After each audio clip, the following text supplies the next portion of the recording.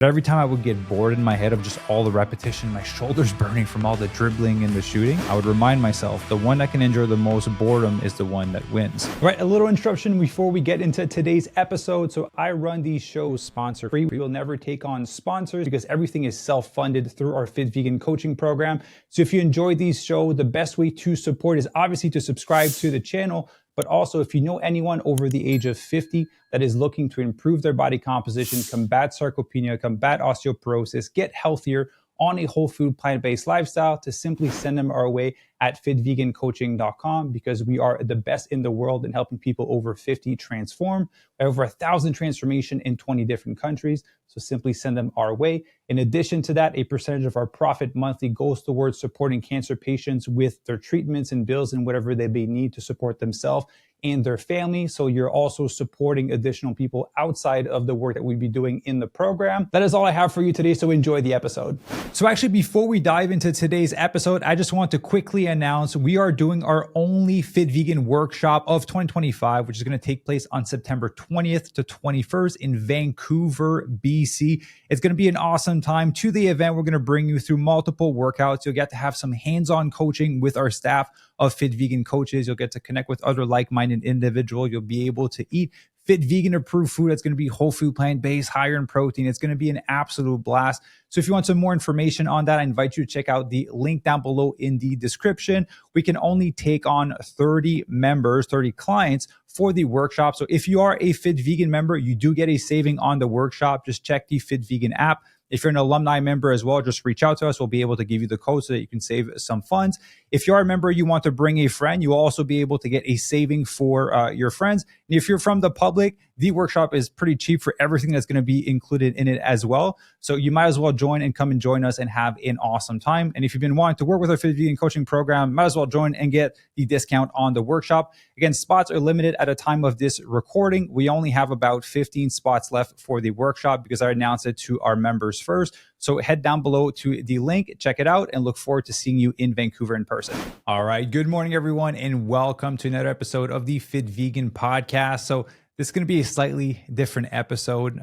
At the time of this recording, I am one day away from driving to Las Vegas for my scouting event that I've been preparing for the past 3.5 months. And I need to record it before because I won't be able to do it on time and get it edited before I actually come back, and this needs to go live on Wednesday. So I thought that I would share with you guys some of the lessons that I've learned in the past 3.5 months of pursuing this wild childhood goal that I will tie into, improving your body composition, getting fitter, getting healthier, because at the end of the day, it just comes down to setting a goal and going for it. And there's a lot of reoccurring patterns that happen when you're on that path of trying to reach a goal. So, one of the things that I did, 3.5 months ago is I committed 3.5 months ago. But what happened is I was flirting with the idea of setting this goal for maybe a few months before. And so what I think a lot of time happens, people hear others say, hey, you should go for that goal. You should lose some weight. You should be a size down. You should weigh X amount of pounds on the scale. And we tend to take on these goals from society and from the people around us. And then we just tell ourselves, like, I need to do this. But in reality, they don't really want to deep down. And so when I was flirting with the idea of making one last go at a childhood dream of trying to train for basketball and trying to see if I can get something, instead of just being like, I'm going to do this, I'm not even going to think twice about it, I took a few months to think about it. I spoke about it with my wife, Ivy. I meditated on it. I wrote about it. I reflected to see if I really wanted to take this on, because I know that whatever goal I am to set for myself, or for you guys, you are to set for yourself, that it's going to require effort, it's going to require sacrifice, and it'll require for you to be disciplined. And if you don't want the thing bad enough, then it's going to be hard to make those sacrifices. It's going to be hard to be disciplined. It's going to be hard to be committed. And so that's why I literally took my time for a few months to be like, do I really want to do this? Okay, this is not going to require me to, exercise an hour, an hour a day, 4 times a week, and shoot a basketball, like 50 shots a day. This will require me to train 3 to 4 hours per day and shoot 300 to 500 shots per day in addition to the recovery and just optimizing my nutrition and having to eat more food so that I can recover better for all the training session. So I understood that there was going to be a high level of commitment necessary for me to be able to reach this goal. And I think that's something important to consider if you are looking to improve your body composition and start your transformation. Is, are you ready to take this on? Are you mentally ready to change the way that you're eating? Are you ready to change the way that you're living? Are you ready to change your habits? Because you can say you want a goal, but if you're not ready to do the steps, then the goal is not going to magically happen because you so desire for it to happen. And so once I took that time, I had the conversations with, my wife, my mentors, and the people that I needed to have those conversations with. My most important factor was I want to make sure Ivy's taken care of and Fit Vegan is in a good place, which we're in a tremendous place. We have an incredible team, which is why I've had the opportunity to be able to take that time to exercise this much.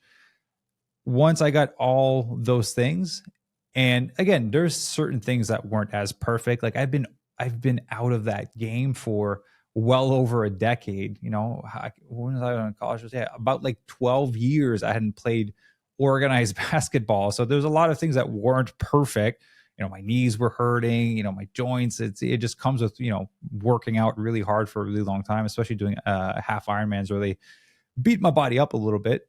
But all that to say that once I told myself in my head, I am doing this, then what I did is I went on my Google Calendar.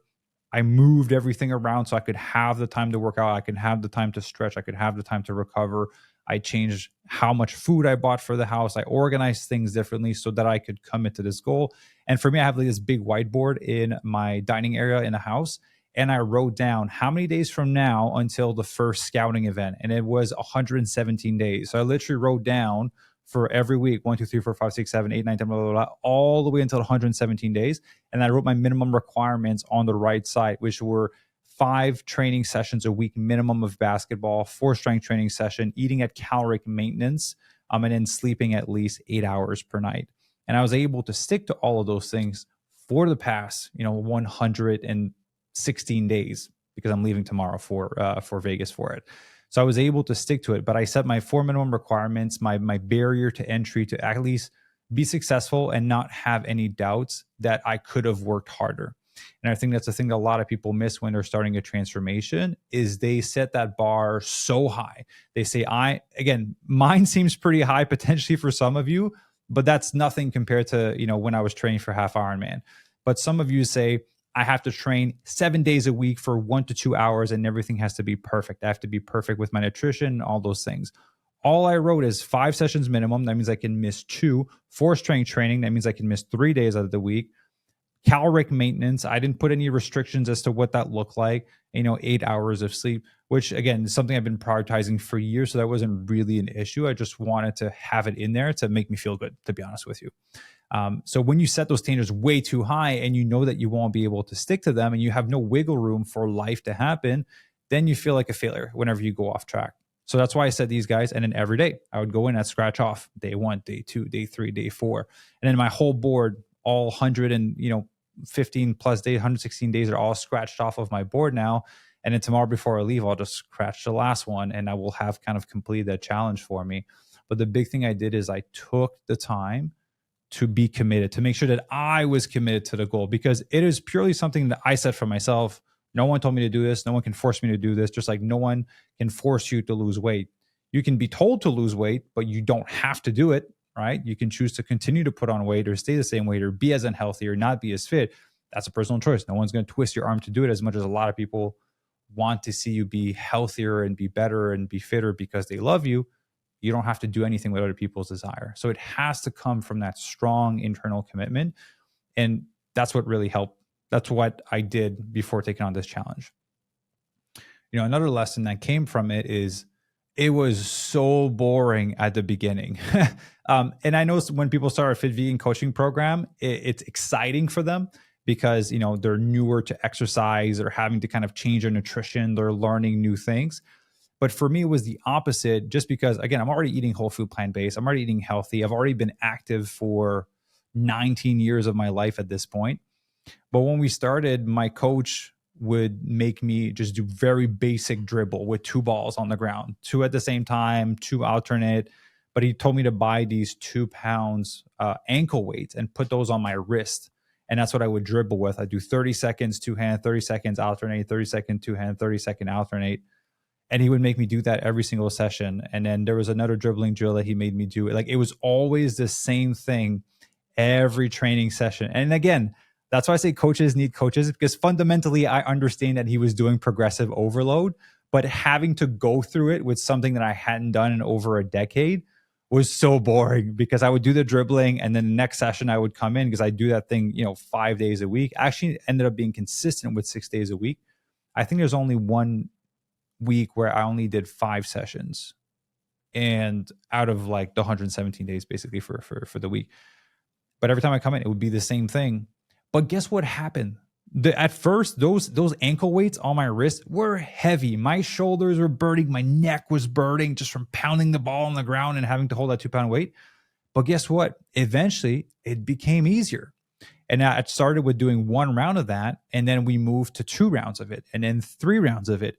And then over the course of the weeks, then we added another behind the back dribbling, between the legs dribbling, do 50 of those, and then a 50 a crossover, 50 of the crossover again, but with the 2 pounds on each wrist. So over the course of the 117 days, we've built up the progression slowly. As soon as it started to get easier, what does a good coach do? Makes it harder on you. It adds another set, it adds another exercise. So having to go through that for a new goal was, again, boring but exciting at the same time, because at first I was like, man, this sucks. My shoulders burn. This is uncomfortable. I'm so sweaty. And I was in such pain because I had to hold the squat position for the whole time. And then, we'd go into our shots and do our dribbling drills and all those things. But as we progressed throughout the weeks, kind of like what we do for our member with progressive overload, as we progress and I was able to dribble the ball better and not lose it when I try to do a move, then he would add an extra move. He'd add an extra dribble. And now we're at the point where I got it dialed in. Now he has a pad and he's pushing me and hitting me and bumping me and create resistance against me as I'm dribbling, trying to get to the basket. But again, I wouldn't have been able to do that at the beginning because I didn't have the fundamentals locked down. And so that's why it's important for a lot of you guys to realize for your own transformation is, if you can't do a squat properly, a bench press properly, an overhead press or a pull up or, a row, or like if you can't have proper form of the exercises, the muscles aren't firing properly, you can't even do the body weight yet. Let's not go crazy with the weight. Let's not go crazy with the exercise. We need to meet you where you're at. And that's when you have a good coach. My coach met me where I was at. My left hand was terrible. I had a hard time dribbling from it. And now my left hand is as good as my right hand. So we were able to progress and go over time. But again, it was boring. It was redundant. But there's this quote way back in the day when I was competing in half Ironman. I was reading this book that an Olympian told me to read about mindset. And the coach said something along the lines of, the best athletes in the world are the ones that have the ability to endure the most amount of boredom.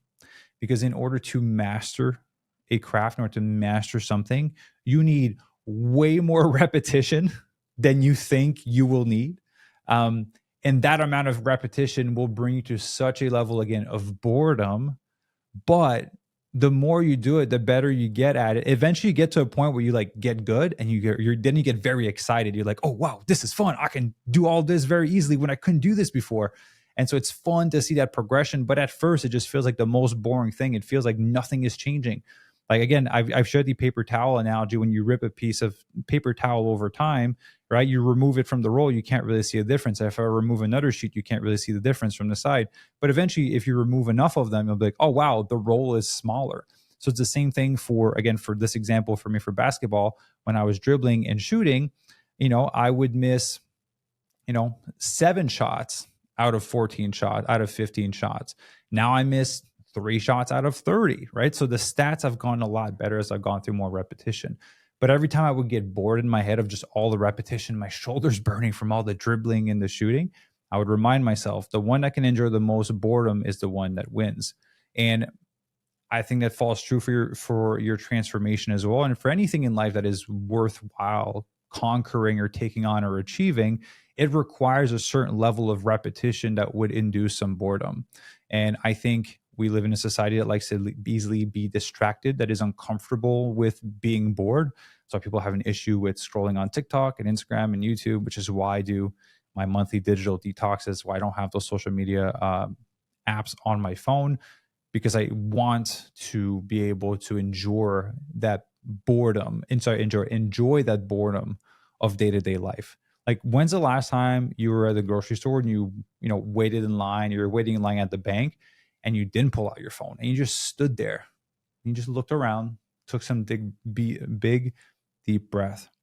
I don't know for you, but I felt like a complete weirdo when I first started doing that. I'm like looking around, everyone has their neck down, looking at their phone. And then eventually someone looks up and you turn your head sideways because you're the weird one just looking around. But that's how life used to be. I would much rather go back to those days. But again, that's me, personal preference. So I just want to be able to enjoy boredom. So all that to say, as I gone through all those repetitions, it took way more repetitions than I thought it would take for me to get to a good place. And I'll be honest with you, it'll take way more repetitions of missed shots, meaning of eating meals that weren't the best for you, of missing workouts, of doing an exercise before you actually kind of start to feel it properly, of starting to figure out what is a good sleeping routine for you. You're going to go to bed a bunch of times way too late, way too early. You'll eat some food you're not supposed to, but that's basically like taking a shot and missing it. You shoot it, you go, oh, was I to the left? Was I to the right? Was I short? Did I saw too strong? And the next shot you take, you adjust. So if you eat a bad meal, great, win the next meal. The next time that same stressful opportunity comes up, how can you handle it? Were you to the left? Were you to the right? Were you short? Did you go through strong, right? Could you make a different decision and then tweak and adjust? Maybe you'll maybe you'll mess up the next meal too. The next time you're in the same stressful situation, maybe you'll still make the same bad choice, but it might be slightly different than the first time. Now, how can you improve from there? Right? So it's just as you go through repetitions, you have the opportunity to tweak and adjust to see what works for you.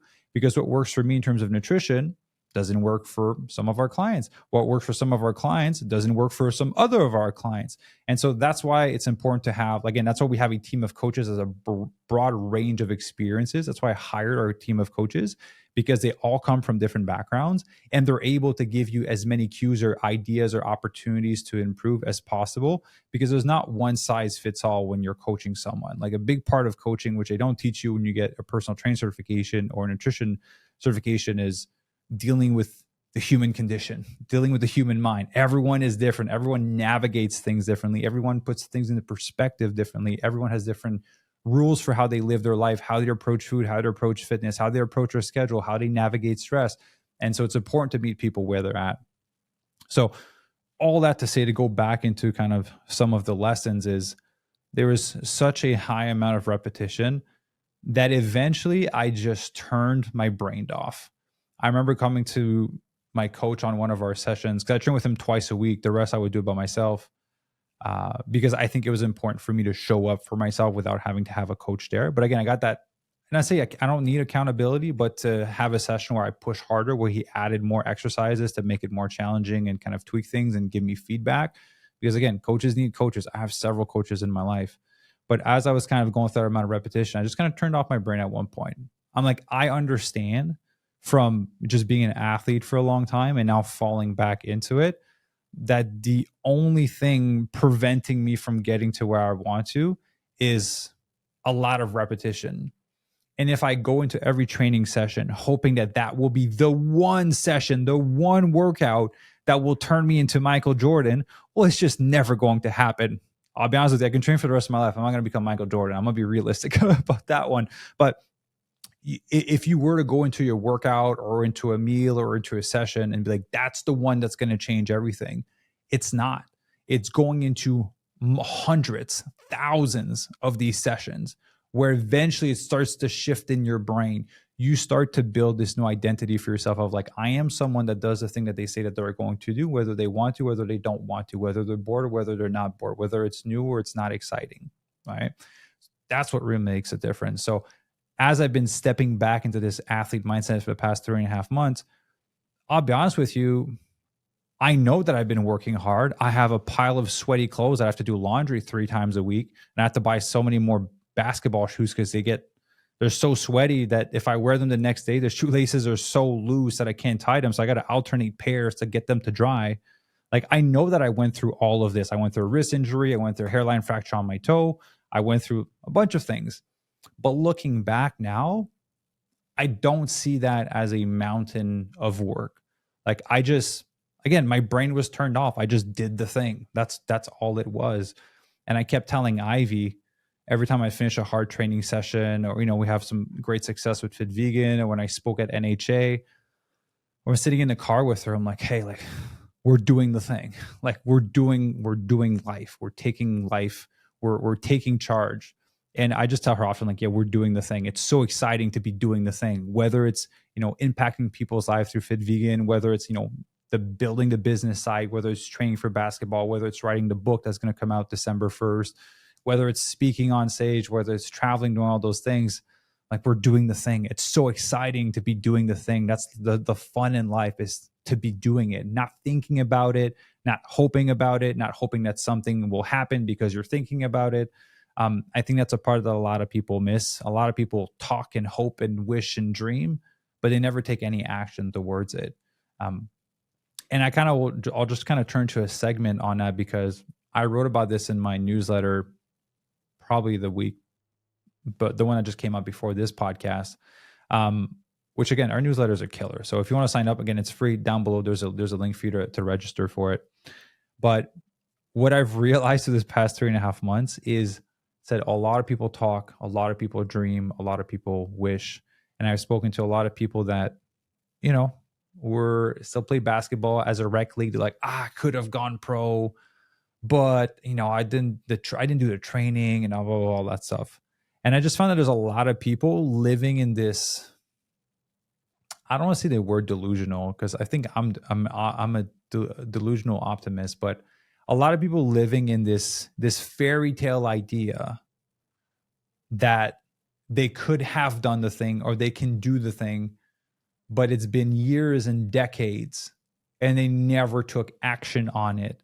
But the idea of thinking they might be able to do it makes them feel good enough that they don't take action on it. Because one thing I wrote about is like the fear. So the fear I realized that I had out of doing all of this is, again, childhood dream to play professional basketball. Again, anywhere in the world, any country, I'm open to it. But once I go to that event, which by the time of this recording, I will have gone, and there's still 2 more events that I'm going to do for the rest of the year, because I'm giving myself until the second quarter of 2026 to make this happen. If it doesn't happen, I'm okay with it. I'm going to take my time back of all this training, and I'm going to, do other things in terms of fitness. But once I go to the event, there's no, I say flirtatious idea, but there's no like space in my head where I'm like, it could happen, that makes me feel good. I will get a definitive answer. If I don't get scouted by the second quarter of 2026, I have a definitive answer that I was not good enough to be able to compete at that level, which for the way I've structured my life, I'm absolutely fine with. I'm just not fine with living with a what if, right? I don't want to live with a what if. I want to give it a shot. I want a clear answer. Can I do it or can I not do it? If I can't do it, absolutely fine. I gave it my all. I have zero regrets. I can move on with my life and do other things. But I don't want to not give it my all or not even take a shot at it and then get older and be like, I could have done it. So again, translating that back to your transformation, a lot of people talk about, I used to be fit back in the day. I could get fit again. Or there used to be this Joe, it's called Average Joe or something on TV, where, when people watch football, they're like, oh yeah, I would have run that play or I would have done that. And then they actually made a show about average Joes trying the professional athlete sport. And obviously the complete difference in athleticism and how they're performing. But a lot of people live in their head an idea of like, oh yeah, I could do it if I want to, but they never actually take any action towards it. So again, I'm not telling you to become a professional athlete. Maybe that's something that you want, should go for it. It's a fun journey that I'm on right now. But if it's to lose 10 pounds, 20 pounds, 30 pounds, to be stronger, to do pull-ups, to do push-ups, like, listen, we have members that are 50, 60, 70, 80, all the way up to 86 right now. And they're doing push-ups and pull-ups and then the fittest that they've been their entire life. They're the healthiest they've ever been their entire life because they're eating whole food plant-based, because they're starting to strength train, and they're there to combat osteopenia and combat, osteopenia and sarcopenia. So osteoporosis and sarcopenia, sorry. My brain is flying right now. So all of those things are doable as long as you take action. But I think a lot of people have that fear of getting a definitive answer. And I understand why, because if you've tried to lose weight in the past, right? Because we work with members between 50 and 86, usually they have maybe a decade, 2 decades, 3 decades of yo-yo dieting, of saying, I'm going to try to lose weight, and then it doesn't work. And then they stay stable for a little bit, and then they try again, and then it doesn't work, and they put all the way back on. Or they weren't disciplined enough, or they didn't really stick to it. So over time, that builds this belief in yourself that you don't have it in you to be disciplined, to be compliant with nutrition. I don't know how many clients we've spoken to throughout the years that are like, that's just not how I am. But they're wildly successful in their career, or they have a beautiful relationship with their wife or their husband and their kids. So they have it in them to show up, to be disciplined for the things that they care about. It's just that one area of their life has never been properly nurtured. They have never been properly guided for them to see that they have the ability to exercise consistently, to make healthy decisions, to learn to not beat themselves up, to improve their relationship with food.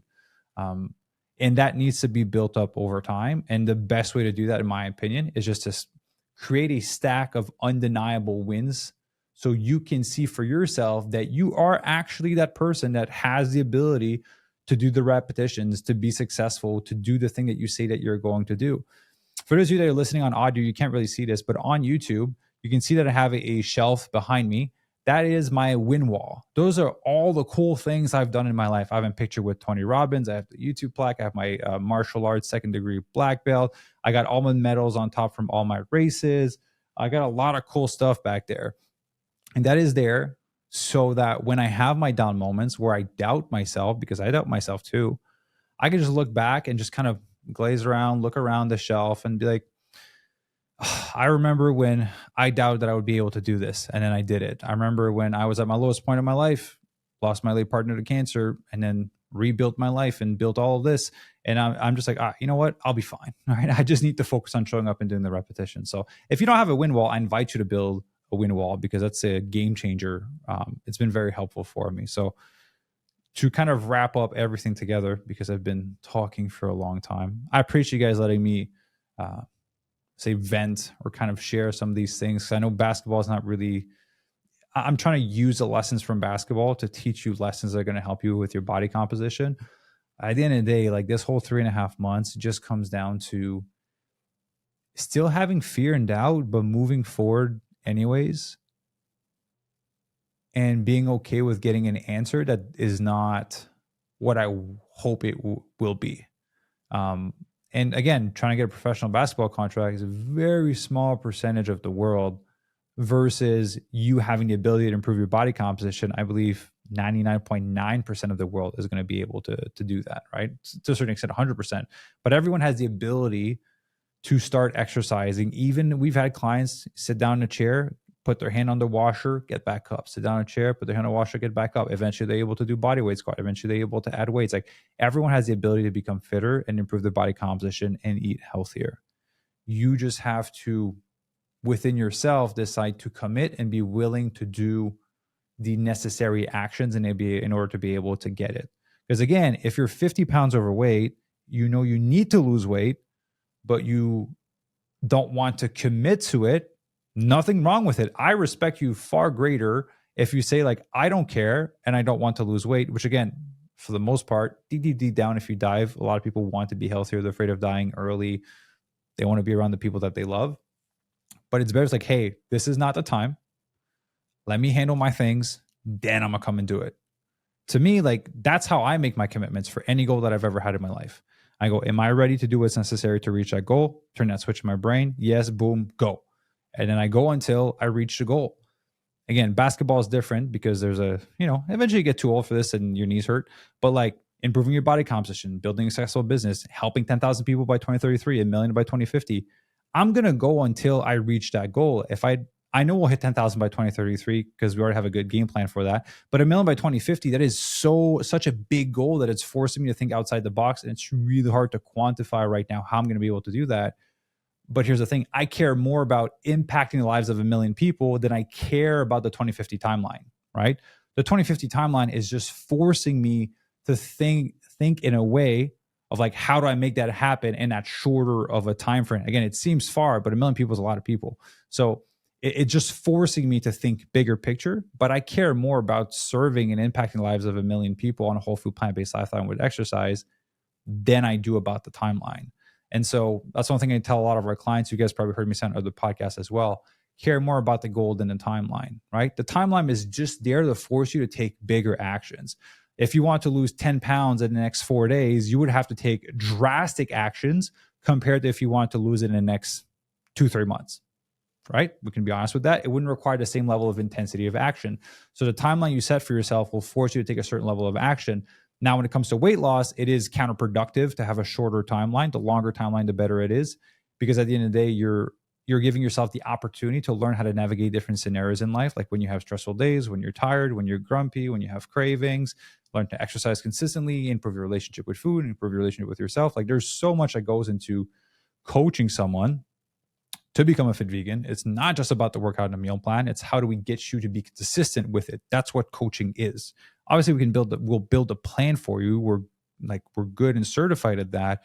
But the real coaching is how do we get you to be consistent with it and build that into your identity so you continue to live the rest of your life as that. I don't care if you lose 20 pounds for like 4 or 5 months and then you put it back on after. That's no bueno. You're in the same spot you were before you started. You didn't learn anything. So we want to teach you along the way. So I'm going to wrap up this whole thing with saying repetition matters tremendously. It will be boring. It will be non-sexy at some points, but understand that if you've never been able to reach your goal, it's because when it got boring, it got non-sexy, you probably got distracted or self-sabotage to go do something else that's potentially a little bit more exciting. Okay.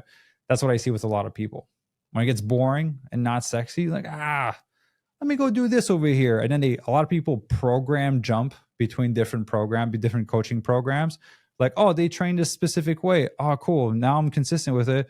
It's boring now. I want to go do this. And then I want to change my nutrition to that. And then all over the place and never end up reaching a goal. Pick one thing, be focused with it, do your repetitions, pay your dues, learn, develop those habits that are going to be sustainable for you. And that's what's actually going to get you to your goal. So yeah, this podcast started with basketball, but it went all over the place. So I hope it was helpful for you guys. There's a lot on my mind just because I have to pack.